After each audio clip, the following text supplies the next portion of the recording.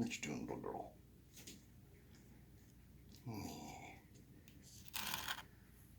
I don't know if you were from the... it's okay. It's just a camera.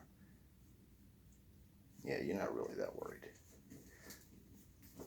This is Mako. She's a good girl. She's still the most nervous of the three. But she's a good girl. Yeah, you know she's not fighting at all. She's not used to this camera. And here's Pepe. Here you go. This is the most gregarious of the three, Pepe. He didn't give a shit about anything. He's a bold little bastard. Yeah.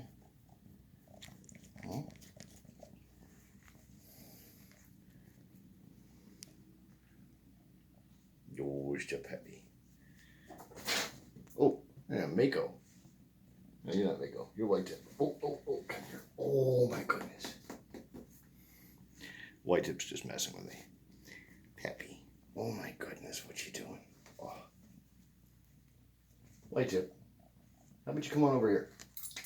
You can do it. Come on. Come on. Pepe, why are you playing with my keys? Why are you playing with my keys? Don't you play with my keys, you little dum-dum.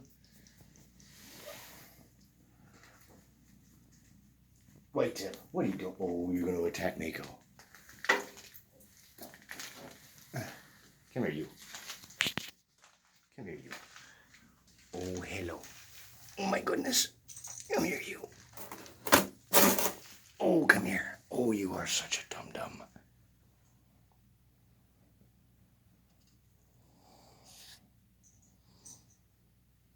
Yeah, Whitetip just relaxes on my shoulder. She's a good kitty. Yeah. All three of these kids are now... See, do you mind not getting underneath my butt? I'm trying to sit down. Pepe, you better move. There you go. Come here, Whitetip. This one's got some interesting eyes, if I can actually get her to look at the camera. And Pepe gets his butt out of the way. Her eyes have stabilized at a steel gray. This is her coat, is a colder gray. Yes.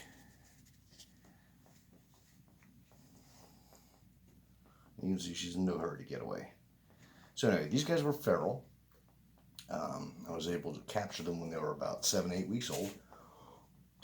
In the past 2 months, I and others have been working on them to get them to be civilized. And at this point, they are entirely safe. And they're not hostile, they don't attack, they don't bite, they don't claw. They're still a little leery of new people, except for this little idiot. Oh, come here, Pepe, you little dum-dum. Oh, my goodness. Now, Pepe is easy. He's going to easily be adopted. Now, as you can see, Pepe is mostly black with white tips on his feet, a little white collar, and the most interesting golden brown eyes. And little Mako, right there, is just a standard warm gray striped tabby. Nothing distinct about her. She's a warmer gray than Whitetip. So it's kind of interesting seeing them together, like right there. Because you get a really good idea of the contrast between the two. She's got a little more brown to her gray, and she's got bronze gray eyes. And Whitetip is a colder gray, kind of a bluish gray, with white points, white tips on her feet, and white stockings on her back feet. And she's got cold gray eyes. And she's really, those two I'd like to keep together, both for social reasons. I think that they will adapt to a new home and a new human more readily if they have each other for mutual support. but also just because of aesthetics. They're an interesting bookend, kind of like a not quite matched set. Um, they're both beautiful, beautifully elegant, uh, just gorgeous little kitties. They're about the same size, and they just go well together. So I think that it would be best if they were kept together. But anyway, Mako's the jumpiest of the three. She's a lot calmer than she used to be, but I don't know how long it'll be before she finally really calms down. But like I said, all three of them are now perfectly safe, and I've demonstrated that um, they accept handling, at least with somebody that they know, and they get used to people fairly quickly now. Um, Unusual noises will still freak them out, so people are going to catch claws every now and then, but that's true of any cat. And I just really would like to get a good home for all three of these kids.